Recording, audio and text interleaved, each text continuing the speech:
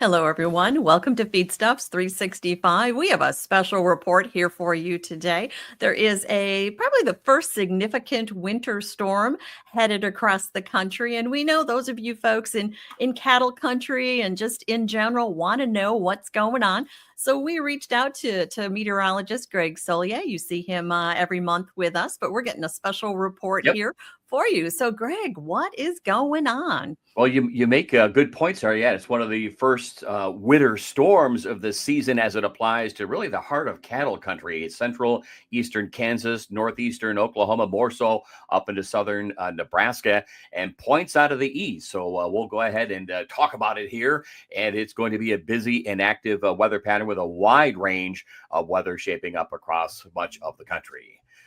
The expectation is over the course of tomorrow afternoon, we'll begin to see a weather system organize over the Oklahoma panhandle. And boy, I tell you, that Arctic air has been really already prevalent through the Dakotas, up through the southern Canadian prairie for our livestock operations there.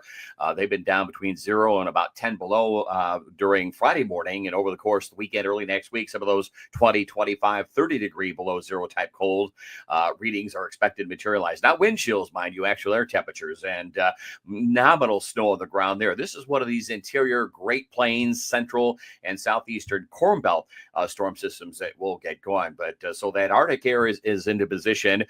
We've got a weather system coming across the Pacific Northwest where those folks out there have really been dealt with. Northern California, up through Washington, Oregon, high wind, power outages for some of those operations. But that weather system will be weekend re-energized over southwestern and southern Kansas, the Oklahoma panhandle, and then make a turn to the east and maybe slightly north of east. That will take that weather system by the time we get to probably Sunday morning, in and around or just east of the Ozarks, the actual low itself. And then by Monday morning, the low itself is somewhere right around, just maybe west of about Cincinnati, Ohio. So that puts in harm's way, if you will, northern and the eastern Kansas, central areas as well, as far west as maybe McPherson and Hutchinson. And then those winter storm watches, which are up in effect, they extend through the southern tier of counties through Iowa, down to the Ozarks, east across a good chunk of central and southern Illinois, Indiana, southwest Ohio. And again, the storms, winter storms have been few and far between in that particular corridor of the Corn Belt and cattle country this wintertime season. It's been a wet and warm winter thus far. Yeah, those livestock people have been really kind of on their toes, keeping an eye on footing issues, respiratory issues, feed requirements, bin and barn walls, temperature and humidity. So we go back in the other direction now and really bring about the season's first real major storm across that part of the country.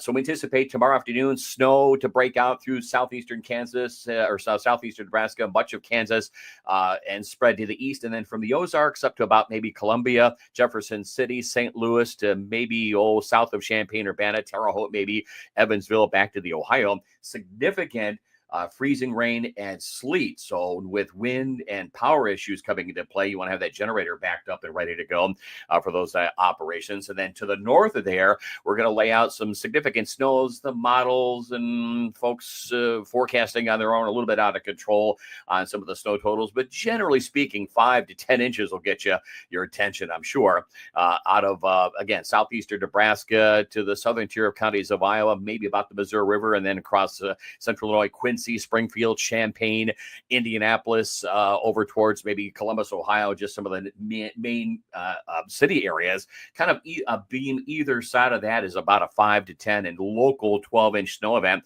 There will be wind involved. This will be a low moisture content snow. So some whipping around and blowing and drifting, all that stuff in open rural areas anticipated probably Saturday night, Sunday morning in the western and southwestern Corn Belt, then Sunday night to Monday morning in eastern areas and those aforementioned regions, and really not much to speak of really north of Interstate 80, except downwind of the Great Lakes region. There may be some snow showers and flurries as the Arctic air comes southward.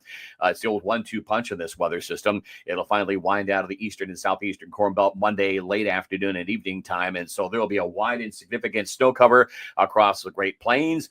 Much of the Corn Belt, we've seen drought improvement, but getting around with livestock, rural travel will be a real hindrance. But we put that snow on the ground. We bring down a little piece of that Arctic air, and we've got readings probably Wednesday, Thursday, Friday morning from the plains to the central, even southeastern Corn Belt.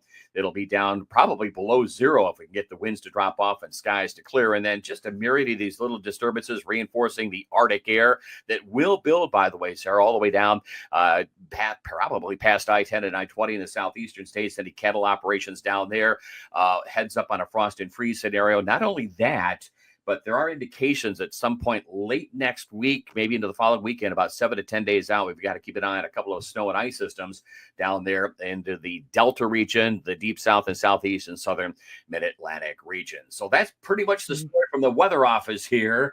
Heads up accordingly. We talked about this, when we get together. We did. Monthly forecast that those warm, wet days were not the way the wintertime season was going. And drought relief, yeah. But other issues regarding wintertime, just we'll put it in this context, it'll be character building going forward here for the rest of the wintertime season.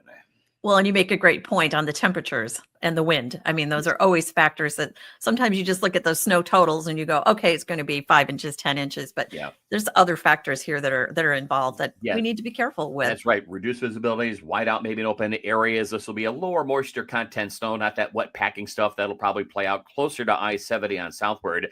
Not only that, by the way, severe weather in the deep south in southeastern states, the southeastern plains of Texas, lower Mississippi Valley, Delta region, significant rains down there. So again, we get drought improvement. It comes at a price. And for folks kind of putting this in comparison, we haven't seen a storm of this magnitude over the central and southern Corn Belt, western areas as well, since I believe Groundhog's Day back in 2022. So it's been about 3 years, almost 3 years. So this one will get your attention. Be smart out there if you have to do your usual chores of work here in the days to come. And I guess some would say it's time, right? I mean, like you say, it's been a few years. So it's better in January than March or April. Well, that's very true. That's very true. Well, Greg, thank you so much for jumping on and joining us and giving us this update. We appreciate that. And you can also watch Greg's columns there on feedstuffs.com. He's been great at posting some of the current updates that are happening around this storm. So yes, if you're looking for the storm track timing, some of the headlines as well, that is the place to be. We'll be updating that right through early next week. Very good. Well, thank you, Greg, and we'll let you get back to the weather. Thank you. Be safe.